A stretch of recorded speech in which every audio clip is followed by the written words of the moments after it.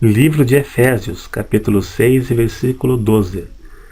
Porque não temos que lutar contra a carne e o sangue, mas sim contra os principados, contra as potestades, contra os príncipes das trevas deste século, contra as hostes espirituais da maldade nos lugares celestiais. O cristão trava um conflito espiritual contra Satanás e uma multidão de espíritos malignos. Os poderes das trevas são os governantes espirituais deste mundo. A partir do momento que a pessoa se converte, ela dá início a uma batalha espiritual. Uma pessoa, minha mãe, na verdade, falou para mim uma vez que um homem da igreja dela falou que não tem luta nenhuma. Então eu falei, isso é um sinal que ele não tem nada com Deus e nem Deus com ele. E o diabo está contente com ele. Todo crente tem 3 inimigos: o mundo, a carne e o diabo. Agora, se você falar que o mundo e a carne não te tentam, então sobrou o diabo. Agora, se você falar que o diabo também não te tenta, isso é um sinal que você está fazendo a vontade dele.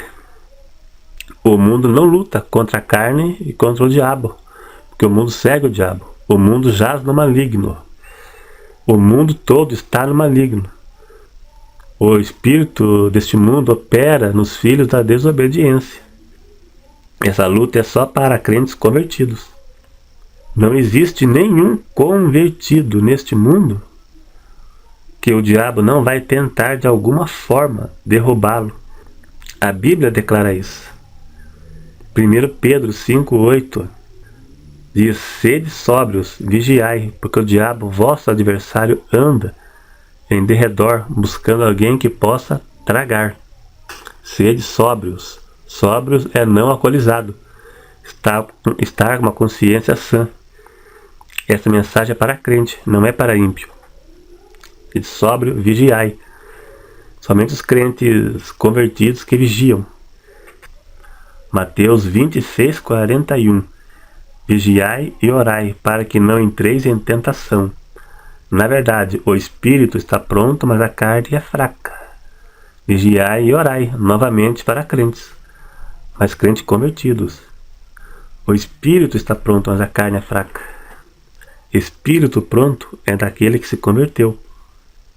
Através do nosso espírito que temos contato com Deus e que Deus nos revela a sua vontade.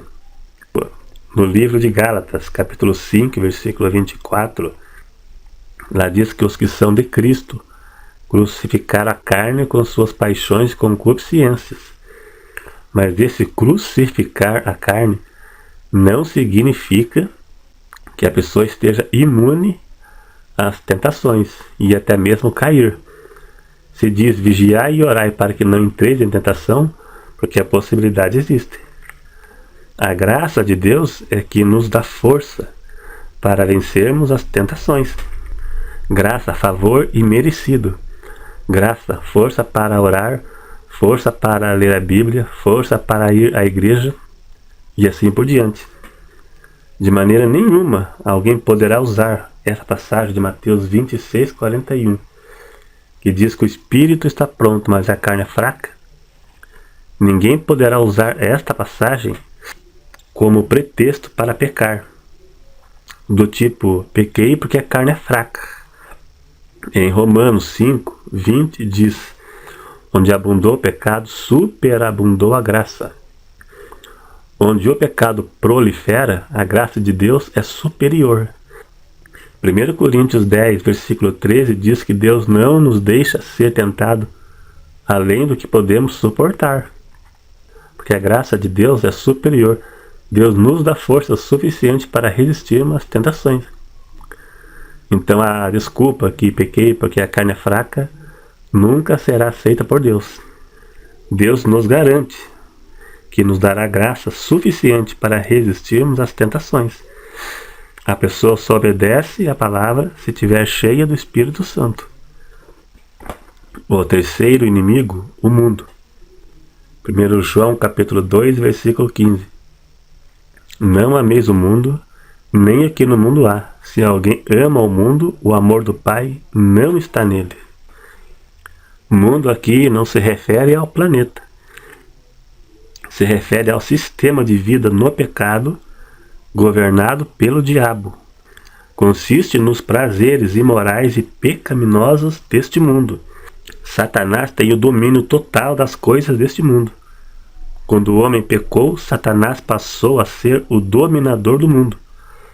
De todos os sistemas, como o sistema político, Satanás disse para Jesus.